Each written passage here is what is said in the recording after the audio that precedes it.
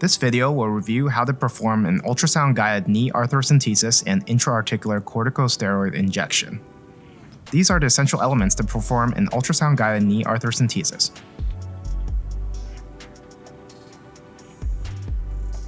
To position the patient, place them supine with an object beneath the knee to flex the knee to around 20 to 30 degrees. You can use a pillow, rolled up towel, or a sanitary wipe container. You will stand to the lateral side of their knee, with the ultrasound on the medial side, directly opposite from you. The suprapatellar recess is the preferred method of accessing the knee under ultrasound. This recess is a pocket of space cephalad to the patella. Initially, place the ultrasound probe just cephalad on the patella in a longitudinal orientation. You should appreciate the superior portion of the patella, as well as the quadriceps tendon in long axis, the quadriceps, the distal quadriceps muscle, prefemoral fat pads, and the femur. If an infusion is present in the suprapatellar space, you can visualize it below the quadriceps tendon and above the prefemoral fat pad and femur. Draw 5 cc's of 1% lidocaine to anesthetize the superficial skin and soft tissue. Prepare the skin over your intended site with chlorhexidine. Cover the ultrasound probe with the sterile probe cover and apply sterile gel.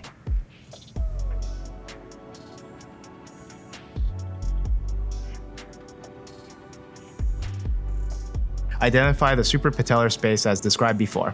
Place the linear ultrasound probe in the longitudinal direction over the distal quadriceps tendon and proximal patella. Identify the hypoechoic or anechoic effusion in the suprapatellar recess and rotate the probe 90 degrees to visualize the space in short axis. At this time, estimate the depth at which the needle should be inserted lateral to medial by measuring the depth from the probe to the effusion. If the effusion is 2 centimeters deep, you can enter the skin at a parallel angle 2 centimeters deep from the probe. Anesthetize the skin using your local anesthetic. Then, enter the skin with your 18-gauge needle parallel to the probe at a flat angle. With this in-plane technique, you should be able to clearly visualize your needle tip as you advance the needle into the synovial capsule. Aspirate the effusion while continuously visualizing your needle tip under ultrasound guidance. You may have an assistant compress the knee joint from the contralateral side to help with the aspiration. If you have run out of space in your syringe and there is additional synovial fluid, you can exchange syringes. Have an assistant grasp the end of your needle with a Kelly clamp. Twist your current syringe off, grab your additional syringe and twist this on. Once secure, have your assistant release the Kelly clamp.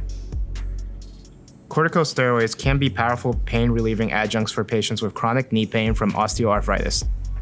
A typical corticosteroid injection for the knee joint consists of 40 mg triamcinolone and 3 or 4 cc's of 1% lidocaine. The initial steps for an intra-articular injection are the same as in arthrocentesis.